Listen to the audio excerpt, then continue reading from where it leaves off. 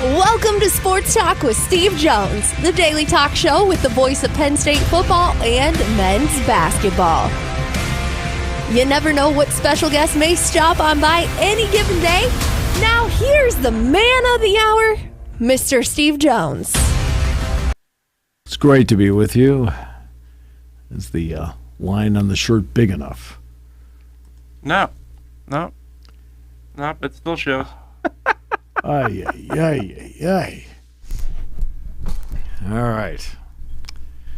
All right, so the game last night, look, injuries are going to happen. It's just the fact of life in every sport. You know, Sky Clark, for example, hamstring, couldn't play for UCLA last night. But the margin of error for UCLA is a bit wider than it is for Penn State.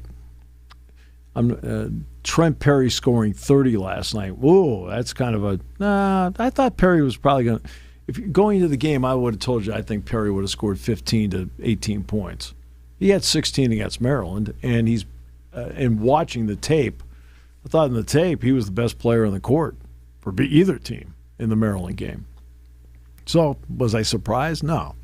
But the surprise comes in that, okay, when a guy like that goes to the starting lineup, who replaces him? Nobody really replaced him, but Eric Freeney, for example, was 3 for 12 in the season from the field. He was 0 for 6 in threes and nails 2 threes right out of the gate. You're like, what is – like every time you turn around, somebody does something that they haven't done all year against Penn State. He's 3 for 12 in the season. Right? Well, he's probably not on the scouting report. No, he was on the scouting report. Right? But there isn't a lot to show of him in the scouting report because he missed most of his shots and he missed all his threes. Right? Okay. So you're up 21-17. You have the ball. And I said on the broadcast, I said, here's a chance for Penn State to possibly get some separation right here. Fouled up the possession. UCLA runs off 12 straight. Now Penn State, after playing a solid first half, has the lead. Now they're playing uphill. Get a couple free throws at the end of the half, so they get it down to, 6? All right. Well, second half they come out. They get 9 of their first 10 shots, Penn State does. 9 of 10. And actually take the lead. Like, okay. And then they hit another drought. And this time the drought was related to me in part from fatigue. Because when Freddie DeLeon went down with about, 3-4 minutes to go in the first half, they were now reduced to a 7-man rotation because you already had Caden Mingo and Tibor Mirotic out. So you've gone from an 8-man rotation, now you're in a 7-man rotation. That's why Mike was substituting as quickly as he was last night. He was trying to keep fresh legs out there as often as he could. And, you may be playing at home. I know they're the West Coast team coming east and the whole deal, but you're playing so short-handed at this point. And the rebounding part,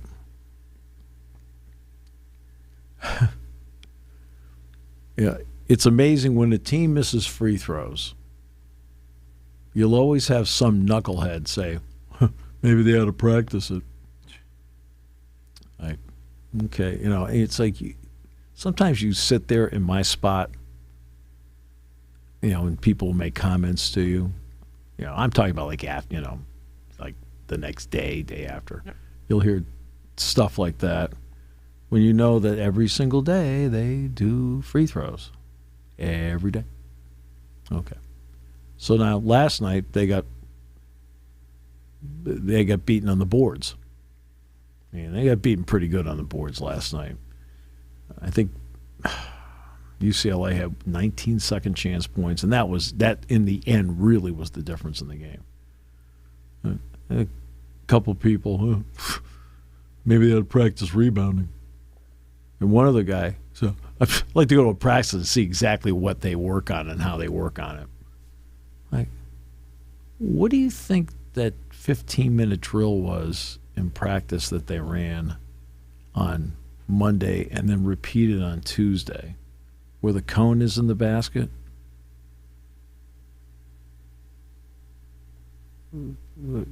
It's called a rebounding drill. Well, number one, they didn't do a good job of rebounding. Position could have been better. And once in a great while, it just happened. The ball goes off the flange, goes right to the guard, or it bounces a certain way. That stuff happens. Right, but they didn't do a good job of rebounding last night. And it's not because they don't work on it, but you always have the smartest person at the tailgate. Why don't they? No, it's like you find it in my job sometimes when comments are made. Tolerance is very important. Yes. Thick skin is very important. It's, it's okay. Yes. It's like, they work on free throws. I'm like, yeah, you know what? I'll make that suggestion. Maybe I'll shoot more free throws in practice. Yeah. Maybe I'll do a rebounding drill in practice. Yeah. It's like nationally, it's like, I know you're frustrated, so Sure. I've got that. And this is going to sound like excuses, obviously, and you all of it ties together with everything you just said there. But first of all, when you have 7 guys, fatigue is pretty much inevitable. And you need threes to get back. And you need exactly. You need threes to get back. What do you need to shoot your threes? You need your legs. You need your legs. And you could see some of the shots were coming up short in the last 5 or 6 minutes because it's just guys are logging more minutes. Yes. Because they've gone from a 10-man rotation. Yeah. Now you're playing this game in the second half with a 7-man rotation. Yeah. It is different. Yeah. And then the other thing with rebounding, you're going to need hustle. And that's look, when you're fatigued, you're going to get out hustled a lot of times. It's going to happen. And you have to find a way to overcome it, of course. But absolutely, all of that ties together. And when you have injuries, yes, they're part of the game. Sometimes it's very difficult to overcome injuries in the moment. I think that you see that with professional sports teams. Yeah. It's not easy to do. Right. Look, I know it has to be the next man up, but Sure. the problem is very little next man up. But there is no next man up right now. Yeah. Because when you're reduced to a 7-man rotation, there is no next man up. No. That's the issue. At this point, when Cade Mingo got hurt, the next man up was essentially Freddie. Yeah. Okay. Right. Tibor Mirotic got hurt. Next man up is Mason Blackwood. Okay. But the problem is because you're reduced, who's the next man up from Mason? Who's the next man up from Freddie? There is no next man up. No. And that's where you run into an issue. The rebounding part was the part that, in the end loses the game for them. 19-4 on second chance points. Well, that's the rebounding part. That's offensive rebounds. Yeah, no doubt. And your inability to get second chance points, and then and there was that one possession. I think it was. I want to say it was a 1-point game. I think it was 50-49 UCLA. Penn State had taken the lead. Then I think Bilodeau hit a shot. Now it's 50-49. And UCLA comes down the floor, missed, rebound, boom, missed, rebound, boom, missed, rebound. And then finally Perry hit a jump shot. It was the fourth chance at a shot on the possession. that's one of those. That's a killer moment for you. Sure. It's not the kill shot that happened later in the game. It was Perry with later in the game. Yeah. Right? But Bilodeau gets 21. I know Bilodeau has been a bit under the weather, but he played really well. He played smart. His 21's no surprise. He's a 17.5 point a game guy. It's like the 6th or 7th time this year he's had 20 plus. So that's not a surprise. They did a great job on Daly. He did nothing. They did a great job on Dent. He did nothing. All right. And then, of course, Perry had 30. And his career high had been, 17? But I expected Perry to probably get 15 to 17 points in the game because of the way he's been playing lately. I mean, he was the best player on the floor against Maryland, so I wasn't surprised he was out playing as well as he did last night. 30 points, but I mean, some of that's free throws. They didn't miss a single free throw last night. I give them a lot of credit for that. There was only one missed free throw in the entire game on both teams. So what I thought going in was a winnable game became an uphill struggle the second Freddie went out. To their credit, they bounced back, took the lead briefly in the second half. But again, it's that climbing the mountain. And as soon as something happens and the snow loosens, you fall back again, and you got to reclimb it. It was too much to ask last night. It just was. And now they go to Maryland, and Maryland doesn't have Pharrell Payne, and so we know what their record is at this point. They'll at least be the home team. But I mean, it's been a tough stretch, and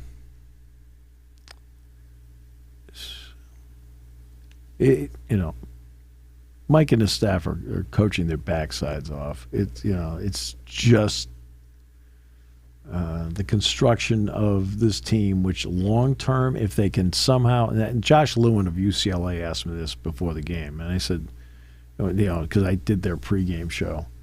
And I said, look, the construction of this team is different than what other people are doing. I said, most people, and they did this here for a couple of years, where, Mike Bray said everybody needs to be old. At Notre Dame, we, quote, need to be older. Well, everybody has now adopted that. I said, Penn State's gone the opposite way. They're the young team out there. I said, the key is with a young team is that you want to watch it grow, but B, as you watch them grow, can you retain them? You retain them. That's the biggest thing, absolutely. That's the big one. And so that is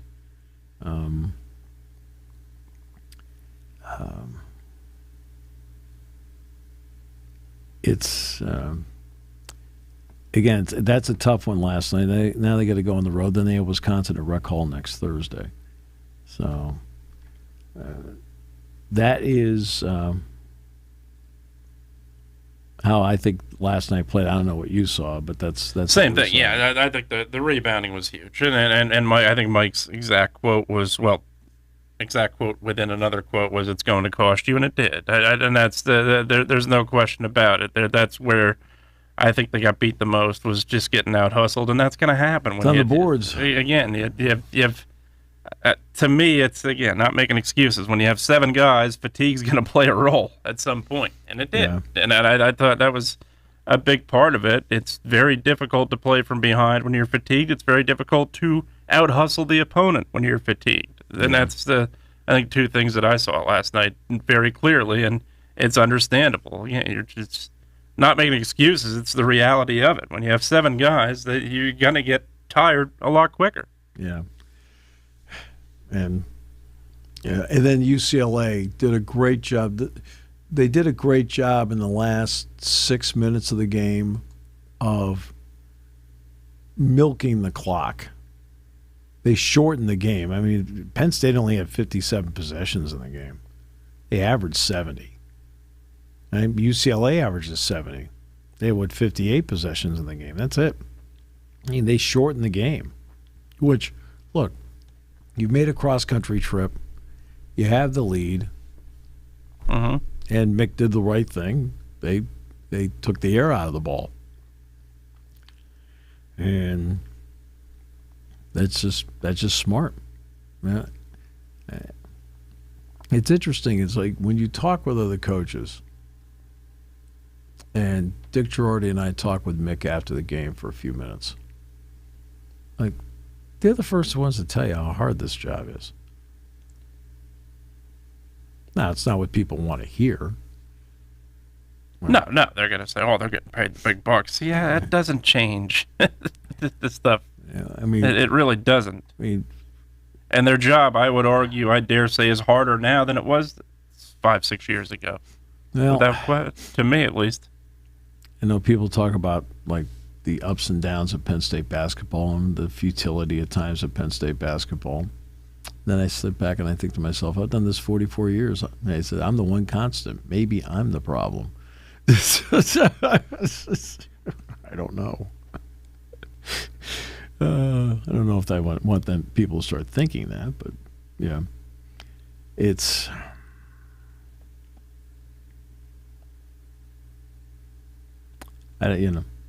It's. I've been patient for a long time. Yeah. And I'm around Mike enough, and I'm around the team enough I know what a quality coach Mike really is. Mike is really a good coach, really good. Now I realize that your idea, and understandably, of really good are wins and losses. I understand that. Absolutely. I understand that.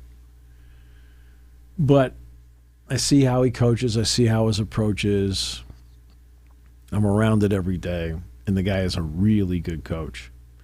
If they can somehow keep the vast majority of these guys together, I think they eventually are going to be a good team. Right? But you have to continue to develop, and you have to somehow retain these guys. Yeah, that's the hardest part. Then add to it. You have to add to it as well. But that's where I see it. It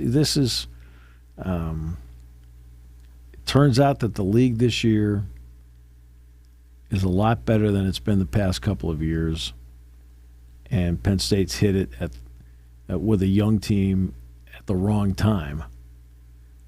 And but you go to the next one, and I've already started going to the next one, and the schedule does turn.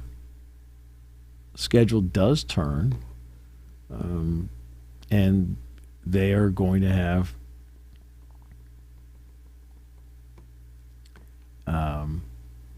they've got Maryland on Sunday at noon. Then they have Wisconsin here. Then they go to Ohio State. Then they go to Northwestern.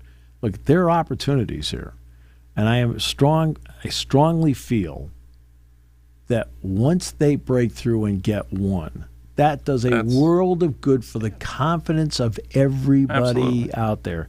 Now you get to go to practice and teach from a position of strength you won. Yeah. They've now done things. They've now made winning plays in a game like this. They now believe that they're going in the right direction. So, yeah, and sports tie together. I think when you look at the Penn State football team, you go 3-0, you lose 6 straight, get that win against Michigan State. Well, I told Terry turned everything, and that's exactly right. You get a win.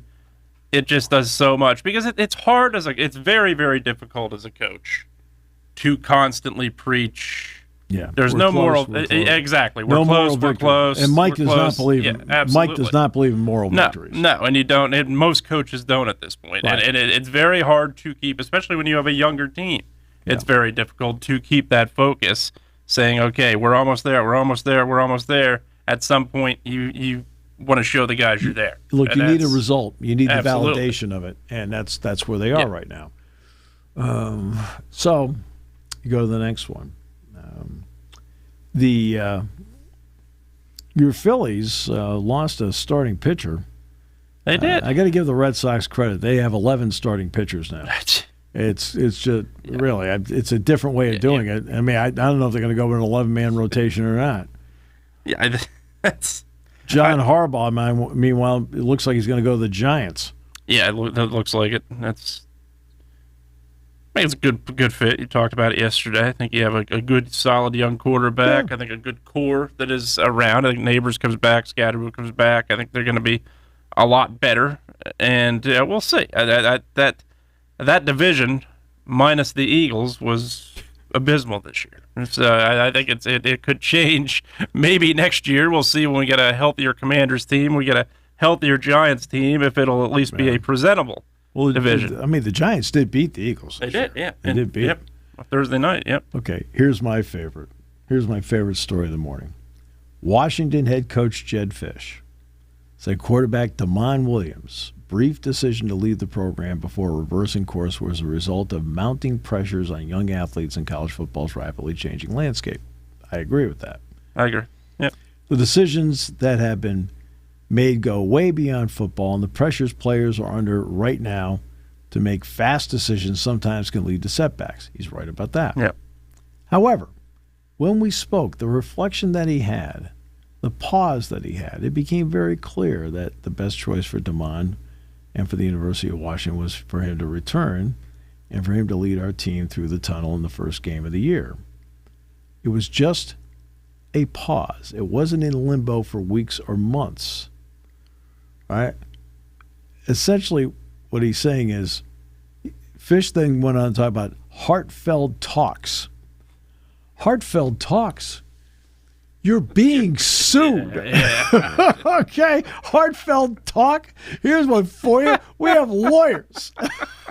You signed a contract. Yeah. Heartfelt talk? Don't make it seem like, oh, I probably didn't do the right thing. Like, what do you mean we're being sued? It's like heartfelt talk, right? There are lawyers involved. Guess what? You signed a contract. You're being sued, dude. You know what? That increases those heartfelt talks a little bit more. Upon further reflection and to avoid a lawsuit. In order to avoid, my NIL contract is going to be all gone if I lose this lawsuit. This is going to be like, this ain't going to work, is it? Yeah. So, we had a couple of days of pretty heartfelt conversations. Yeah. Oh, I'm sure they did. We're going to sue you. Yeah, we're going to sue you.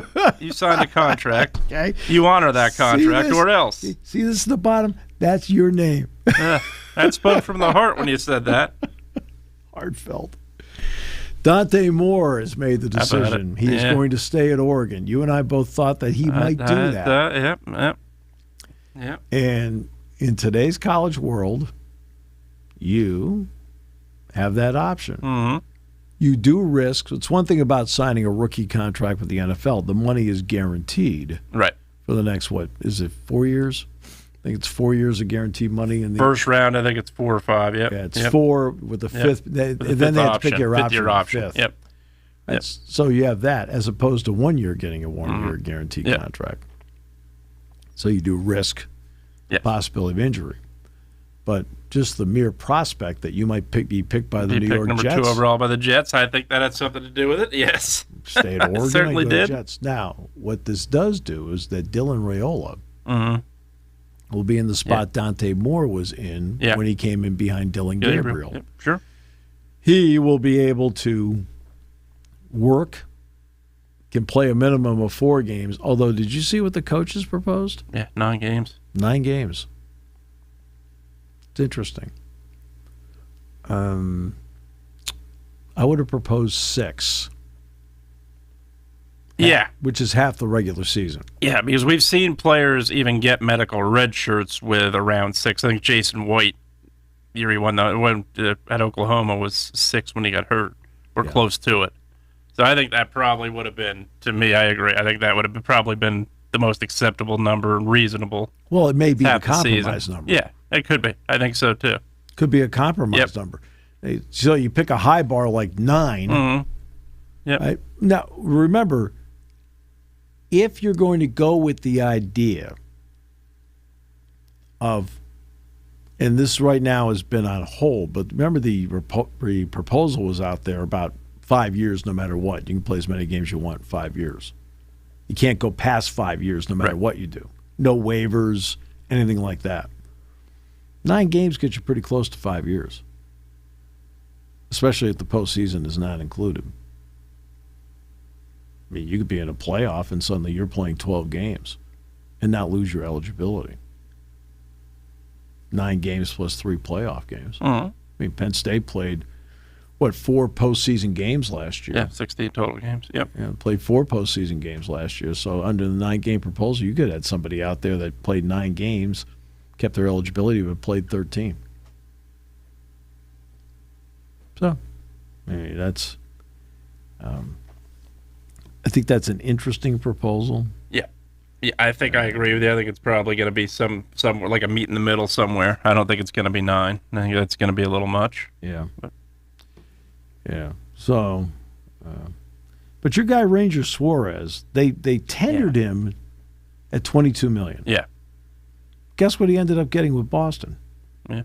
$22 million a year. But it's 5 years. Yeah. So the Red Sox now have Ranger Suarez, Garrett Crochet, Brian Bello, Sonny Gray, Cutter Crawford, Johan Oviedo, Peyton Tolley, Connolly Early, Kyle Harrison. They got starting pitchers guys all over coming out the of the place. bullpen that are starting pitchers. Hey, Yeah. Gapers, cats. Yeah. Not shocked the Phillies did not keep him. I think the emergence of Sanchez, I don't think there's any question that you're going to have. The money you save on him can go to Bo Bichette. Absolutely. So. Or potentially the replacement for Real Muto, depending if you can get him on the 3-year deal you've offered him or not. That's going to be, I think, the interesting part. Yeah, that is. Yeah. The Real Muto part is a real interesting one to me. Because, I mean, look, everybody knows Nick Castellanos got to be back. He's going to have to be. Yeah. Right. Yeah, that's. But when it comes to JT, I don't think they have a suitable replacement in their organization for him. Right. But at the same time, age. Yeah. You have to now sit back, and I think he's a guy that you need to talk to. Yes. You need to talk to him. And I think that's going to be an important conversation for them to have. They've done a great job of keeping Kyle Schwarber and so forth. Yeah. They lose Ranger Suarez. Okay. He's a valuable guy, but not the most valuable pitcher you have. No, not even close. So Jason Stark, by the way, from The Athletic, has put out his Hall of Fame ballot. And you can vote for 10. Okay. So there are 9 names that he voted for. Here are the 9. He voted for Carlos Beltran. Absolutely. Said it for years. Andrew Jones. Same. Yep. Jimmy Rollins.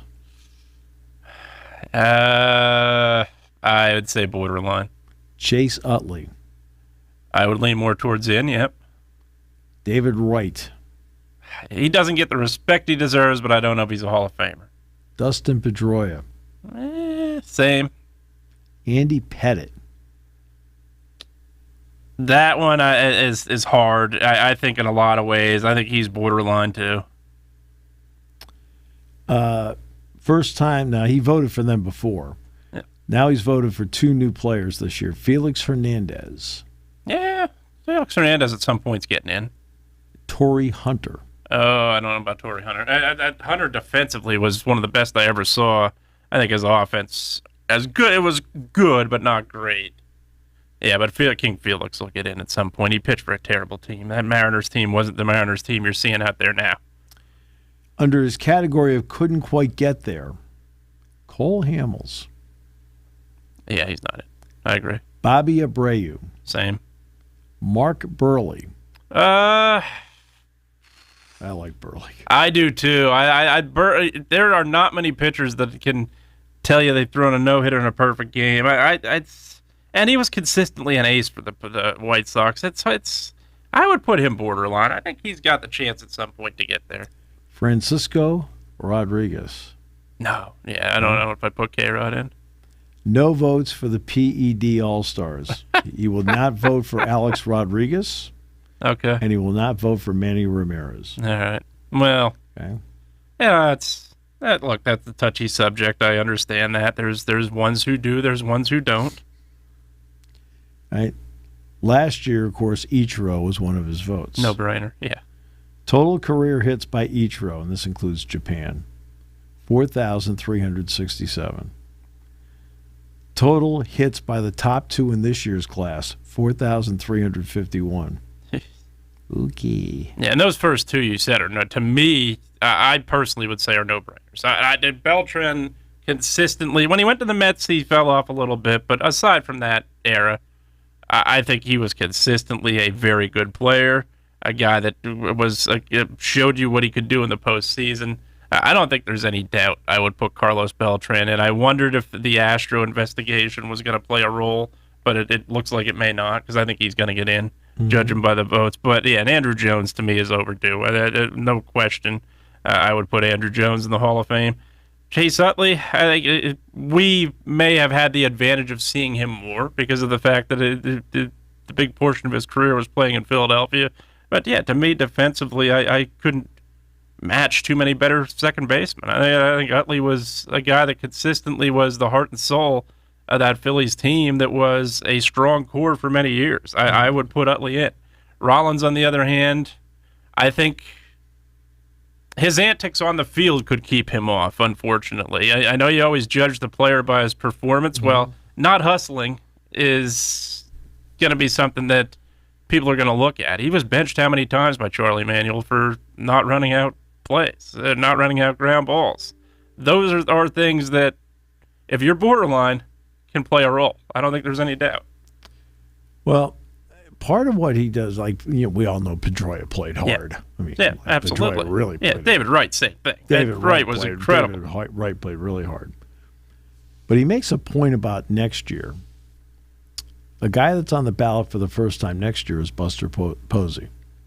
I have to. To me, he's in. So he retired young, but I'm still putting him in. This is what Jason writes. Yeah. He feels like an easy first ballot Hall of Famer to me. Yep. He says, and I say that even though I am aware that he had 1,500 career hits. He retired young. I think that's a big part of it. So ask yourself injuries and retired young. Ask yourself what happens when we elect a player with that kind of total. And he said that's one of the reasons why he's voting for guys like Rollins, Utley, Pedroia. Yeah, I've taken the more Tom Verducci approach. I ignore the numbers a little bit. Do they play a role? Yes. Just because a guy has 500 home runs over somebody's 492, I'm not putting him in. I'm putting Dale Murphy in the Hall of Fame before I put a lot of guys that have 450 home runs in. That's just, to me, that's a guy I still have no idea to this day is not in the Hall of Fame. He absolutely belongs there. And Fred McGriff was another one, was ignored for how long. Those are guys that don't have that milestone number, but when you watch them play, to me it didn't matter. That's why I don't want to say numbers are fully overrated. They matter, but they're not the be-all, end-all. Right. Beltran, by the way, was 19 votes short last year. He's got. I was happy for that because I was concerned. I didn't know if he would get in, but now I think he's very clear as day going to get in. And again, he deserves it. He was very close to a five-tool player, not to the level of Ken Griffey Jr. or Mike Trout when they were healthy, but absolutely just a guy that was. And what he did in the postseason. What he did in that postseason for the Astros when they played the Cardinals, nearly knocked the Cardinals out, and that Cardinals team was loaded. To me, that's a no-brainer. I think Beltran is absolutely a Hall of Famer. And then Andrew Jones was 35 votes short last year. Same thing. Oh, yeah, those two are in to me. I don't know how they don't get in this year. Only 10 pitchers have ever appeared on a Hall of Fame ballot who had any span of 6 seasons in which A, they won at least one Cy Young, B, had at least 3 top 2 finishes, and C, had at least 4 top 4 finishes in a 6-year span. The pitchers are Sandy Koufax, Yep. Warren Spahn, Steve Carlton, Jim Palmer, Randy Johnson, Greg Maddux, Pedro Martinez, Roy Halladay, Roger Clemens, and Talking about right now? Felix Hernandez. Felix Hernandez, yeah, absolutely. Yeah. Yeah, and like I said, he played for Now, he was like Halladay. Halladay was before Halladay passed, he was criticized widely for, well, yeah, he didn't win a lot of games in Toronto. Toronto didn't win a lot of games. That's if you saw this guy pitch with a lead, he was as good as anybody I've ever seen. see, that's where the Steve Carlton year with Philadelphia doesn't help other guys. No. It helped him. It helped him, sure. Right? But if Carlton could win 27 with that kind of, what about, well, how come you're only winning 14? Exactly. Come on. Chase Utley at just under 40% last year. Jimmy Rollins at 18%. Utley's going to go up dramatically, I think. Utley's going to be somebody that's going to be well, close this is a year 60%. to do it because this is not a deep ballot. He's going to be in the 60%. This is not a deep ballot. Yep. Pedroia last year at 12%. David Wright at 8% last year. They got a long way to go. Yeah, and I don't think they're getting in. Andy Pettit at 28%. You know what? And you know what I liked about Andy Pettit is I just thought in the postseason he was terrific. He was incredible in the postseason. He pitched clutch games. He pitched the deciding games. How many times for the Yankees? So I think he's borderline, but the disadvantage that he has is who he played for. He played I'm going to say it this way. The advantage he has, if it makes sense, is who he played for. The disadvantage is who he played for because he had so much talent around him with the Yankees. That's going to be something that plays a role. But the fact that he played for the Yankees, get percentage votes, sure. But I think he's close. I don't think he's going to get in. If he gets in, it would not be the worst thing in the world. I think he was a great pitcher. I think he was a clutch pitcher. Pitched well in Houston, too. Not as well as he did in New York, but I thought he pitched well in Houston, too. Mm-hmm. Yeah. So. Yeah, the first two, to me, the first two are no-brainers. If they don't get in, I will be thoroughly shocked. I think Beltran is in without question. I think Andrew Jones is in without question. I think it's a thin ballot, yeah. And I think that there may be no more than two. Yeah, I think at the very least they're getting in. Utley will be close. I just don't know if he's going to make that jump far enough. 40% to 75% is a big leap. I don't think so. I don't think so either. I think if he can get himself to 60%. That's what I was thinking. Right? Yep. But I agree with his point to Felix Hernandez. I just if you saw Felix Hernandez pitch in his prime, absolutely. Mm-hmm. Yeah, that's a guy that was very, very dominant. He just had no run support. Right. Hey, I'll give you one. You talk about Andrew Jones. If Andrew Jones is in, why isn't Dwight Evans in? Dwight Evans should be in. Yeah, a lot of those older players, we're now reaching the point where these voters didn't see them play. And that's a big part of it. Dwight Evans absolutely should be in. And I think Andrew Jones is a great player. This is not me saying one over the other. No, and that's my argument. I've argued Dale Murphy. I'd probably argue Dale Murphy to my dying day because I don't know if he's getting in anytime soon. That's absolutely. Same with why did Jack Morris take so long to get in, for crying out loud? See, that's what got me about Morris is in. By the way, what got me about Murphy is I thought the veterans group was going to put him in. I thought it was an easy call. Easy, absolutely easy. And for some reason they don't see it. I don't know. I have no idea. And I think he has to. I think once you go through it once, you got to wait a couple of years. Wait a couple of years. Yeah. Yeah, it's like okay. Yeah. It's going to be interesting to see. I think is it next year? What with Rose and Shoeless Joe? Yeah, I think it's 2 years. Soon. 2 years from now, next year. Soon. Yeah. Yeah. Okay, we'll see. If there really is. I was going to say, I still think there are people that will not vote for them. If you're not going to vote for steroid users, well, it's the limited group that votes. Yeah, exactly. It's not the writers that vote. Yeah. Not on those guys. Yep. The one thing I would say in defense of the performance enhancer users, look, they didn't fully make them the player they were. There are a million people that use steroids in baseball that you don't know about because they were terrible. They don't fully make you. Well, that's what. Okay, that is the misunderstanding. And I'm not defending it by any means. Who's the Phillies outfielder that got 80 games? Just last week. Oh, Kepler, Max Kepler. Max Kepler. Yeah. He hit 212. He was clutch, though, last year at times. He hit 212.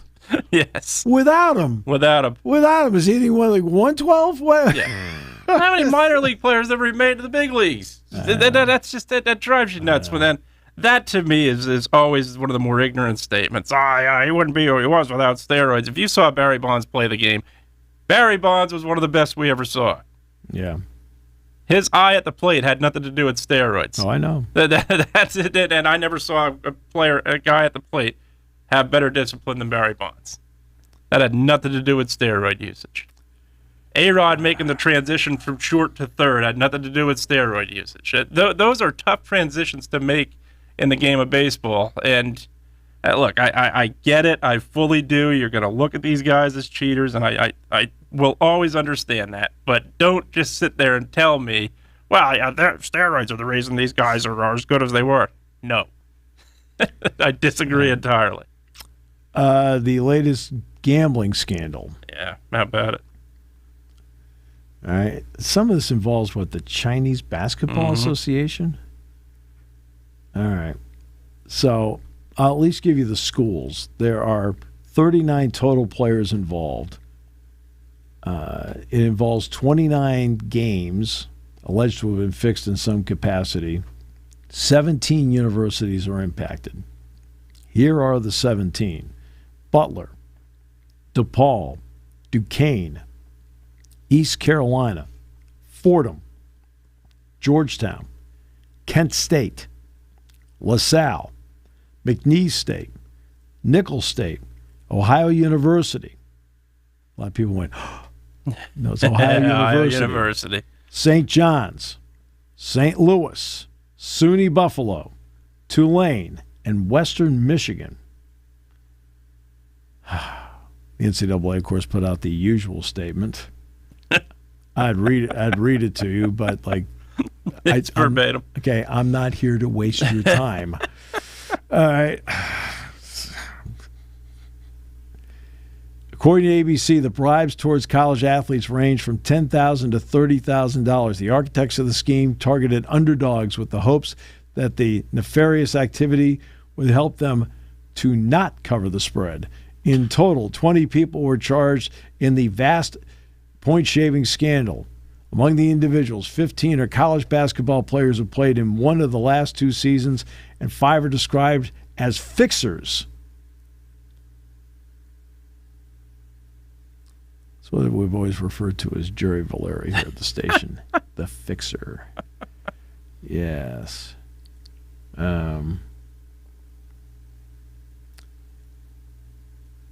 Yeah. So, yeah, it's another one. Right. Yeah, and you're going to see this consistently. Instead of putting out statements about reacting and putting out the same statement, just changing a couple of words here and there. Absolutely. Why don't you come up with a collective bargaining agreement? Yep. I agree. And again, they have to do a better. I always love this one. They have to do a better job of telling the players. The players know what the rules are. They do. They clearly know. Okay, what kind of? Okay, I know. By saying it, it makes you feel better. Yeah. Right. I know by saying it makes you seem like you're assessing blame somewhere. Yeah. The blame is on the person. Yes. As I've said before, how many times have you seen guys when they put down bets? Right, they use their mother's maiden name. Yeah. You know what that means? That means they know the rules. Absolutely know. Okay. There's no question about it, and that's where look, people. When you are younger, you do things you wish you didn't do. There's no doubt about that. But having said that, it doesn't excuse it. Whether you're 20, whether you're 60, and when it comes to breaking the law, you're breaking the law. It doesn't matter the age. If you know the law and you break it, then that's on you. I sympathize. Look, we've done very stupid things in our 20s and teens. I absolutely correct. But having said that, it doesn't excuse it. Let's see. They did. 4 of the 5 players charged Thursday are active college players. Kennesaw State's Simeon Cottle, Eastern Michigan's Carlos Hart, Delaware State's Cammy and Shell, and Texas Southern's Omar Kasseri. Fairley and Hennon bet $198,300 at a Pennsylvania casino along with other wagers on March of 2023, where in the Chinese basketball league, they were an 11.5-point underdog. The scheme grew profitable enough, according to the indictment, that another person then became involved.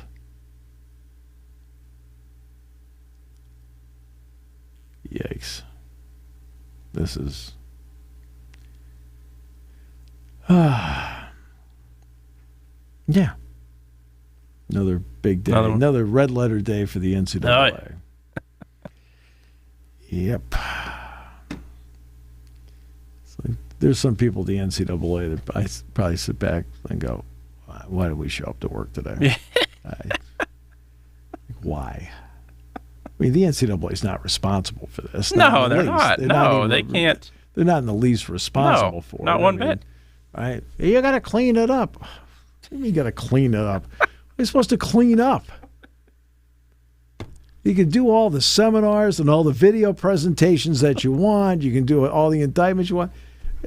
Tell me what you have to clean up. How do you clean it up? You could go to your phone. That's why I always laugh about they're talking about the casino coming in here. Oh, that's a great combination. A casino right next to a college campus. They don't go to sportsbooks. They use this. They bet on their phones, on their devices. They don't go to sportsbook. Come on. Right? There's a big, wide world out there. Valley Forge casinos are near Philadelphia, for those that didn't know. Right.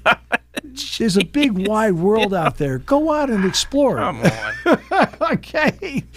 By exploring the world, you'll get some common sense. They use their phones. That's how they do it. They don't go to sportsbook. Sportsbook, if you ever go to a casino, that's usually the area that's least. The least populated because you have your phone to do it. Because people use their devices to do it. Oh, man. Hey, come on. It's not how it goes. Now, they're going to get college students going out there and roulette, blackjack, things like that. And you're going to get all the things that you claim you're good at. Yeah, you're certainly going to have tourism too. You're going to have people come in for the games. They're going to make their way out of town. Absolutely. But I've had people talk about the sportsbook part of it. No. I'm like going, people don't go to sportsbook. No. Some people go to sportsbook because there's a whole bunch of games up there and they just want to watch games that they've already bet on anyway, and they're just going to go and watch and get something to eat and whatever. But when it comes to like putting money down, and don't think on the college campus right now, like I said, when I would talk to my class, I said, look, this is not for publication at all. Right. So I don't care about names, anything like that. I just want to get a gauge so I know what I'm talking about here. So I asked, I said, how many of you have put down a bet? I said, and again, this stays here in terms of the names and so forth. Yeah. But, I'll get like 2/3 to put their hands up. Yeah, easily. Okay. Then I'll ask, well, how much? Thinking maybe it's 100 here, a couple hundred there, $50. Oh, no. Yeah. No, I put 5,000 on it. 5,000? Where'd you come up with 5,000? I was a college student. I didn't have $5,000. I can tell you that. It's unbelievable. No way. And then I'll get, I won. Great. I said, great, but then you do it again and you don't. Then what? Well, remember the story about Shohei Ohtani's interpreter? Yeah. He kept making all these big bets trying to make up for what he lost. Yeah. Which no doubt. You and I both know that happens. Oh, absolutely. Yeah, there's no question. Putting a sports book near a college campus. I'm like, they use their phones. It's a big, wide world out there. It's okay to go out and explore. There's that stream or TV service that gives you a number and literally tells you, place this bet right now. You don't have to go to a casino to do that. But they do the disclaimer at the end. Mm-hmm. Have a gambling problem. Call 1-800-GAMBLER. Oh, yeah? Right.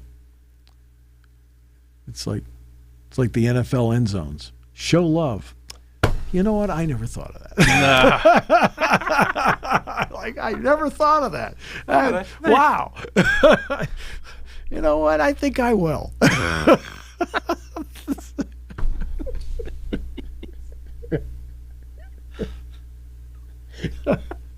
Golly, thank you, Roger Goodell. I never thought of that. Randy Moss clearly showed love to the Green Bay Packers when he scored that touchdown, and Joe Buck to this day is known for this call. Show love.